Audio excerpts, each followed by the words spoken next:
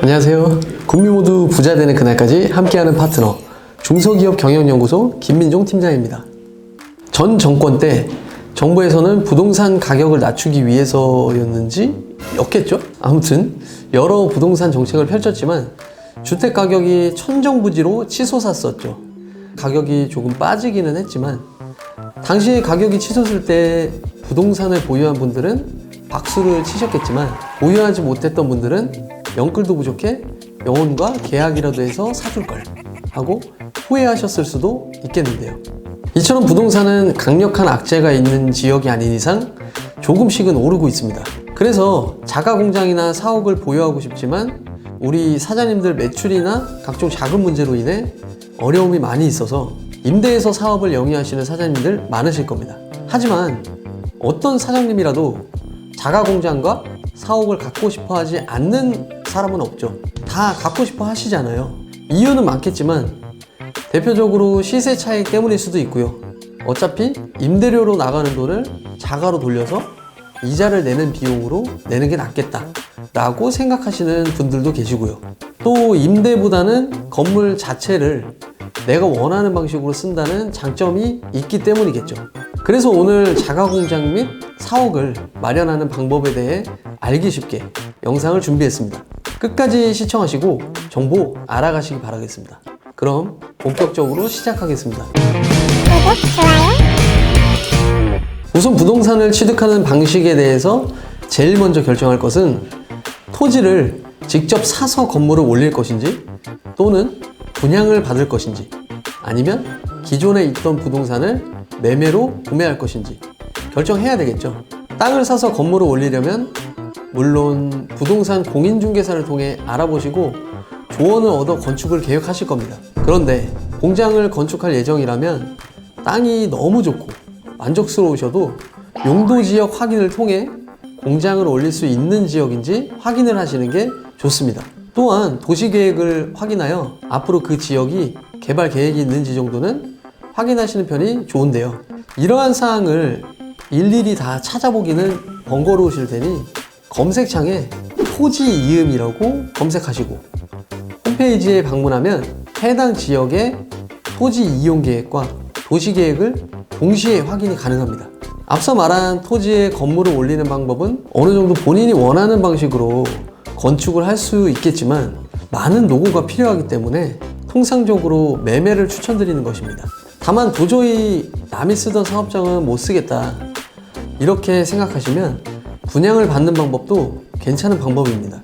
사무실 위주의 사옥이 필요하면 지식산업센터를 분양받는 방법이 있는데 분양 사무실에서 상담하고 분양을 받는 것이 이상한 일이 아닙니다.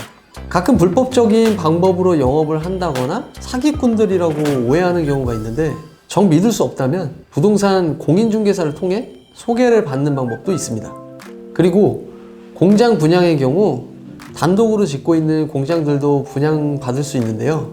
원하는 지역 주변에 여러 채의 공장을 짓고 있는 부지가 있다면 방문해서 시행사 또는 시공사를 통해 알아보는 방법도 있지만 번거로우시다면 이것도 역시 주변의 부동산 공인중개사를 통해 알아볼 수도 있겠습니다. 두 번째로 함께 고려해야 하는 사항은 입지적으로 문제가 없는지 확인하는 것입니다. 공장을 취득하는 경우 대형차, 특히 트레일러가 많이 오가는 업종이라면 해당 부지의 입구와 통행로 등의 도로 상황을 미리 판단해야 하겠죠. 사실 이런 문제 때문에 오랫동안 공실인 공장들도 많습니다.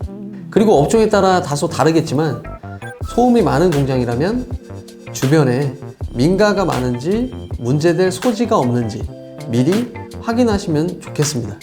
그리고 사무실 위주의 사업장을 취득하시려는 사장님은 입지라고 하면 주차시설 그리고 하시는 업종과 관련된 인프라만 고려하시면 되지 않을까 생각됩니다. 예를 들어 증권가 하면 여의도를 떠올리듯 거래처와 빠른 업무 협의가 가능한 위치라면 금상첨화겠죠. 세 번째는 부동산을 취득할 자금이 되겠습니다. 물론 제일 중요한 건 취득하게 되는 부동산 담보대출이 되겠지만 내부에 들어갈 시설 자금과 이전 후 운영에 쓸 수 있는 운전자금도 확보하고 계셔야 안정적으로 사업 운영을 이어갈 수 있으시겠죠. 제일 좋은 방법은 정부 지원 사업으로 받을 수 있는 자금과 플러스 자금을 확보하는 방안인데요. 통상적으로 담보대출은 준비가 되시지만 시설자금과 운전자금은 준비가 안 되시는 경우가 많습니다. 계약을 하고 이전하기로 계획을 세웠는데 자금이 부족하면 기업 운영에도 차질이 생기실 거라 생각이 되는데요. 정책자금 및 1금융권을 통해서 공장 취득자금과 기계 및 설비에 들어가는 시설자금, 그리고 운전자금까지 모두 취급이 가능한 은행을 통해 진행하는 것이 좋습니다. 여기서 주의할 점은 담보 설정을 안 잡는다고 하여 2금융권에서 대출을 받는다면 금리도 당연히 높겠지만 차후에 매출 증가로 정부 지원 자금이나 1금융권 추가 대출이 필요할 때 발목 잡히는 경우가 많습니다. 한도가 더 필요하다면 기업의 상황을 고려하여 지점장의 권한으로 한도를 높게 잡아 대출을 실행하는 경우도 있으니 꼭 상담을 통해 알아보시고 진행하시는 것이 좋겠습니다. 저희 중소기업 경연연구소는 이런 사장님들의 정책 자금과 자금을 받기 위한 방안들을 상담하는 전문 기업이기 때문에 상담이 필요하신 분들은 댓글을 참고하여 문의 주시면 되겠고요. 매번 말씀드리지만 중소기업 소상공인 사장님들께서 잘 되셔야 우리나라가 잘 살게 되는 것이기 때문에 사장님들 승승장구하시길 기원드립니다. 오늘 영상 여기까지고요. 도움이 되셨다면 구독과 좋아요 부탁드립니다. 또 필요한 영상으로 찾아뵙겠습니다. 감사합니다.